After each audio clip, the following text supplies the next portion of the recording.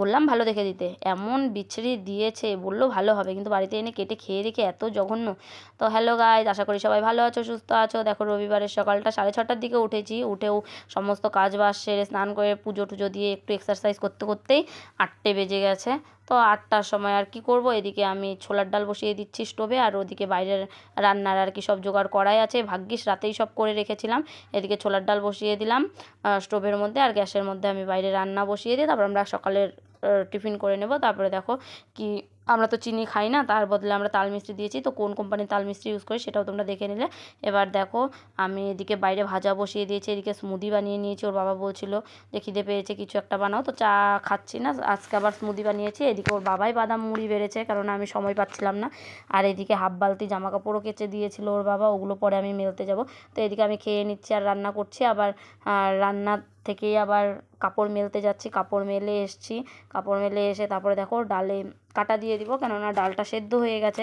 আর ছোলার ডাল পুরো যেহেতু লুচি দিয়ে খাবো, ভাত দিয়েও খাবো, কিন্তু যেহেতু লুচি দিয়ে খাবো তাই পুরোপুরি সেদ্ধ করিনি। আর এদিকে তারপরে রেডি হয়ে গেছি, ছেলে মেয়েকে স্নান করিয়ে, মেয়েকেও রেডি করেছি, নিজেও রেডি হয়েছে। এদিকে দুধ এসে পড়েছিল, দুধটাও জালে বসিয়ে দিয়েছি। তাহলে ছেলেকে ওর পিসির কাছে রেখে মেয়েকে নিয়ে আমি চলে যাচ্ছি নাচে। হ্যাঁ, এদের মাঝখানে ওদেরকে আবার মুখ ব্রাশ ট্রাশ করিয়ে খাইয়েওছি স্মুদি। তারপর দেখো আমরা টোটোও পেয়ে গেছি, ওর বাবার দোকান থেকে টাকা নিয়ে গিয়েছিলাম টোটোতে যাব বলে, তো টোটোও পেয়ে গেছি। টোটোতে করে দেখো ওদের নাচের ক্লাসেও চলে গেছি। তারপর ওদেরকে নাচের ক্লাসে ঢুকে কিছুক্ষণ বসেছিলাম। তারপরে আসার আগে ওর বান্ধবীর মায়েদের সাথে বেশ 20-22 দিন পর দেখা, তাই তাদের সাথে একটু ভিডিও বানিয়ে নিলাম। তো কেমন লাগলো ওর বান্ধবীর মায়েদের অবশ্যই কিন্তু কমেন্ট করো। আর এরকম ছেলে মেয়েদের স্কুলে নিয়ে গিয়ে কার কার বান্ধবীর মায়েদের সাথে এরকম যোগাযোগ আছে সবাই কিন্তু কমেন্টে বলো। আর এদিকে দেখো আসার সময় ওর বাবার কাছ থেকে 10 টাকা নিয়ে এসে আর একটা তরমুজ কিনে দিতে বলেছি, তো তরমুজটা কিনে দিলেও বললো ভালো হবে, বাড়িতে এনে কেটে খাওয়ার পরে রিয়াকশন দেখতে পারবে। আর এদিকে মেয়ে আমাকে বলছে চিটিংবাজ, কেননা আমি ওকে লেস কিনে দিয়েছি, সেখান থেকে 4-5টে লেস কেন নিয়েছি, ও একটা দিতে চেয়েছিল, তাই বলছে আমি নাকি চিটিংবাজ মা হয়ে গেছি। তো যাই হোক, বাড়িতে এনে তরমুজ কেটেছি, তরমুজ কেটে খেয়েছি। কি অবস্থা, কি জঘন্য তরমুজটা খেতে, কালার দেখে আশা করি বুঝতেই পারছো কেমন হবে, আমার মেয়ের মুখের রিয়াকশনটা দেখেই বুঝতে পারবে যে একদম জঘন্য খেতে।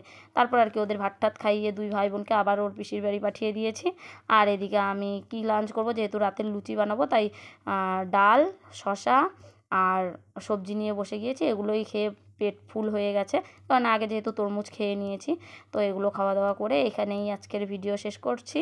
আর কালকে ভিডিও আসবে লুচি বানানো, লুচি খাওয়া। তো আমরা বাঙালিরা তো একটু খাবার খেতে ভালোই বাসি, আর যেহেতু তাও মাঝে মাঝে ডায়েট করি, তাই অত বেশি খাওয়া হয় না। আর মা হতে গেলে সত্যি কথা অনেক কিছু স্যাক্রিফাইস করতে হয়। তো আজকের ভিডিও এই পর্যন্তই। তোমাদের আমার ভিডিওটা যদি ভালো লেগে থাকে অবশ্যই লাইক কমেন্ট করবে আর শেয়ার করে দেবে। আর চ্যানেলটিকে কিন্তু অবশ্যই সাবস্ক্রাইব করবে, আর ভালোবাসা দিয়ে অবশ্যই আমার পাশে থাকবে। আর আশা করি কালকের ভিডিও আসলে তোমরা অবশ্যই দেখবে। আর লুচির ব্লগ আসবে কালকে, ফুলকো ফুলকো লুচি।